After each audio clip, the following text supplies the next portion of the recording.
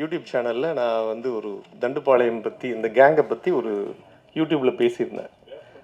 அது கிட்டத்தட்ட இது வரைக்கும் பார்த்தீங்கன்னா ஆல்மோஸ்ட் ஒரு 10 லட்சம் 1 மில்லியன் வியூஸ் போயிருக்கு.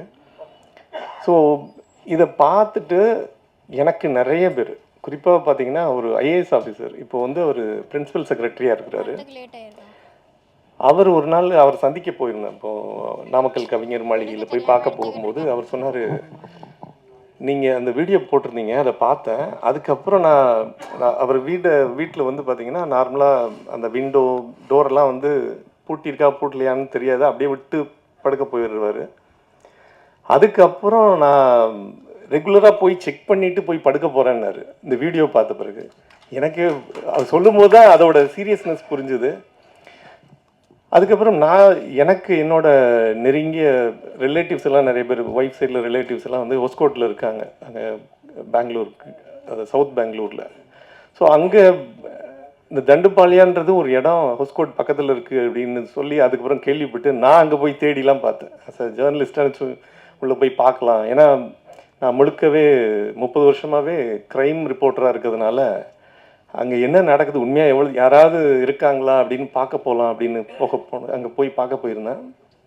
அப்படி யாரும் இல்லை.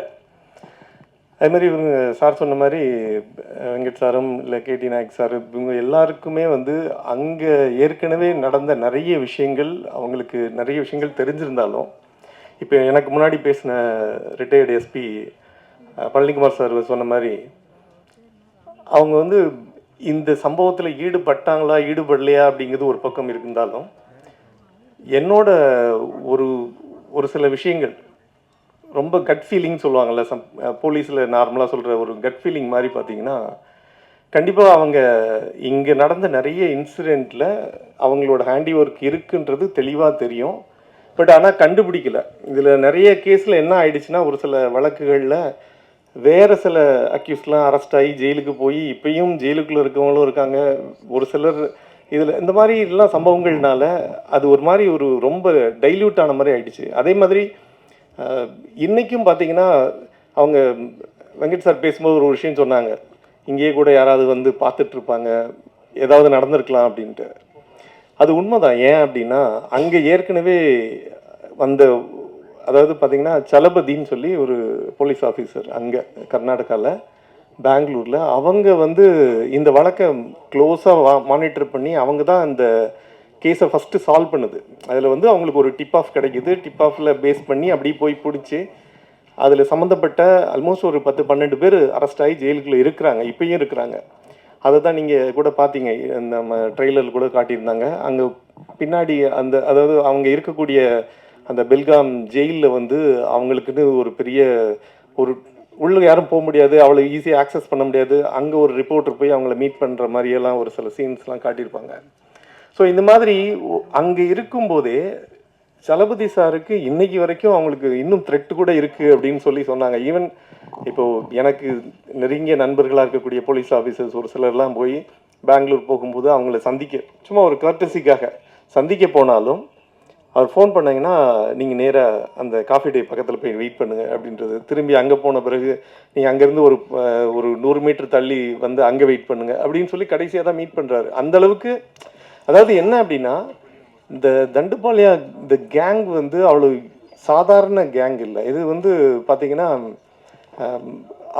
அதோட சீரியஸ்னஸ் எப்படி அப்படின்னு பார்த்தீங்கன்னா, நேரடியாக தண்டுபாளைய கேங்கை பற்றி சொல்லாமல், ஏன்னா படத்தை பற்றின நிறைய விஷயங்களை எக்ஸ்போஸ் பண்ண மாதிரி ஆகிடும். அதனால் இன்னொரு அக்யூஸ்டு அங்கே இதே தருமபுரி பக்கம், இவர் சார் சொன்ன மாதிரி அங்கே அதனோட பெல்ட்டே முழுக்க தருமபுரி ஒசூர் சைடில் பண்ணிக்கிட்டு இருந்த சைக்கோ ஜெய்சங்கர்னு ஒருத்தர் தான். அவன் என்ன பண்ணுவான்னா, யாரையாவது ஒருத்தரை கிட்னாப் பண்ணி கொண்டு போயிடுவான். குறிப்பாக இனிஷியல் டேஸில் அவன் வந்து ஒரு லாரி டிரைவராக இருந்தான். சும்மா கூட க்ளீனராக போயிட்டு இருந்தவன் டிரைவர் ஆனால் ஒரு ஜோல்னா பை மாதிரி வச்சுட்டு போயிட்டே இருப்பான். அங்கே போகிற வழியில் மேக்ஸிமம் அவனோட டார்கெட்ஸ்லாம் பார்த்தீங்கன்னா ஒரு சாதாரண ஒரு செக்ஸ் ஒர்க்கராக இருப்பாங்க, இல்லைனா வேறு யாராவது ஒரு டிரான்ஜெண்டர்ஸாக இருப்பாங்க. அப்படி இவங்களை கூப்பிட்டு போயிட்டு கழுத்தை வெட்டிட்டு அதுக்கப்புறம் அவங்கள செக்ஷுவல் அபியூஸ் பண்ணுவான். இந்த அளவுக்கு ஒரு கொடூரமானவன். ஸோ இது எதுக்காக சொல்கிறேன் அப்படின்னா, இதை விட மோசமான சில விஷயங்கள்லாம் கூட இந்த தண்டுபாளைய கேங்கில் பண்ணிக்கிட்டு இருக்காங்க. அதோட சீரியஸ்னஸ் வந்து உண்மையாகவே அதில் பாதிக்கப்பட்டவங்க தான். ஈவன் பார்த்தீங்கன்னா தீரன் அதிகாரம் ஒன்று அந்த படம் வரும்போது அந்த சுதர்சனம் எம்எல்ஏ வந்து அந்த கும்மிடிப்பூண்டி எம்எல்ஏ அவங்கள அட்டாக் பண்ண பிறகு தான் அந்த கேஸ் ரொம்ப சீரியஸ் ஆகி போய் அதுக்கப்புறமா ஜெயலலிதா அம்மா வந்து அந்த டைமில் ஜாங்கிர் சாரை அப்பாயிண்ட் பண்ணி அப்போ அந்த கேஸ் எல்லாம் ஹேண்டில் பண்ண சொன்னாங்க. அப்போது அந்த சம்பவம் நடக்கும்போது நான் மாலை மலரில் ஒர்க் பண்ணிகிட்ருக்கேன். நேராக அங்கே ஸ்பாட்டுக்கு போகிறோம். அங்கே போய் பார்க்கும்போது அந்த ஏரியாவே அதாவது அந்த வீடே பார்த்தீங்கன்னா அப்படியே ரத்தமாக ஊற்றி இருந்தது. ஸோ அந்தளவுக்கு ஒரு கொடூரமாக கொலை பண்ணக்கூடிய ஒரு கேங்கை தேடி யாருன்னே தெரியாமல் தேடி போய் கடைசியாக ஒரு ஒரு 3 என்கவுண்டரோட அங்கே நின்று போச்சு. ஸோ இந்த இந்த இதை எப்படி பார்க்குறேன் அப்படின்னா அந்த தண்டுப்பாளைய படத்தை பொறுத்த வரைக்கும் ஏற்கனவே தேவர் மகன் படத்தோட ஒரு தொடர்ச்சி நீட்சி தான் வந்து மாமன்னன் அப்படின்னு சொல்லி மாரி செல்வராஜ் சார் பேசியிருந்தார். அது மாதிரி இவருக்கு ஏற்கனவே வந்து இந்த ஒரு தண்டுப்பாளையம் அந்த படத்தோட ஒன்று அப்புறம் தெலுங்கு வெர்ஷன் கன்னடா வெர்ஷன் மாற்றி மாற்றி எடுத்து அவர் வெங்கட் சாருக்கும் ஒரு மாதிரி ஒரு பயங்கர ஒரு ஃபீல் இருக்கும்னு நினைக்கிறேன். அதோட இம்பேக்ட் தான் இப்போது தமிழில் அப்படியே கொண்டு வந்து இங்கே கொண்டு வந்து அந்த ரெப்ளிகேட் பண்ணி கொண்டு வரணும்னு ஆசைப்பட்டிருக்கிறாரு. பட் அதோட அவங்ககிட்ட சார்ட்டு பேசும்போது நிறைய இதை பற்றின விஷயங்கள்லாம் கேட்கும்போது கண்டிப்பாக இது அப்படி பார்ட் 1ஓட நிற்காது. கண்டிப்பாக பார்ட் 2வும் வரும்போது இன்னும் பிரம்மாண்டமாக இருக்கும் அப்படின்னு எதிர்பார்க்குறேன். படம் ரொம்ப சக்ஸஸ்ஃபுல்லாக வரணும்.